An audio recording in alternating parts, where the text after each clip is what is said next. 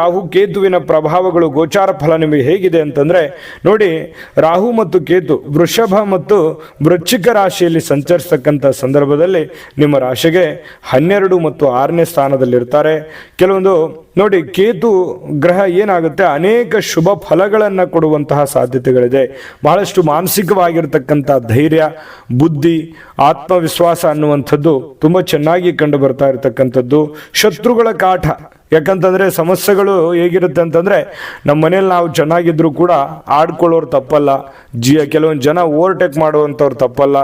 ಏನೋ ಒಂದು ಅನವಶ್ಯಕವಾಗಿ ಕೆಲವೊಂದು ಜನ ಕಿರಿಕಿರಿಗಳು ಇರ್ತಾವಲ್ಲ, ಆ ಜನ ಕಿರಿಕಿರಿಗಳು ದೂರ ಆಗುವಂತಹ ಸಾಧ್ಯತೆಗಳು, ಶತ್ರುಗಳ ಕಾಟವನ್ನು ನಿಗ್ರಹಗೊಳಿಸುವಂತಹ ಸಾಧ್ಯತೆಗಳು ನಿಮಗೆ ಕಂಡು ಬರ್ತಾ ಇರತಕ್ಕಂಥದ್ದು.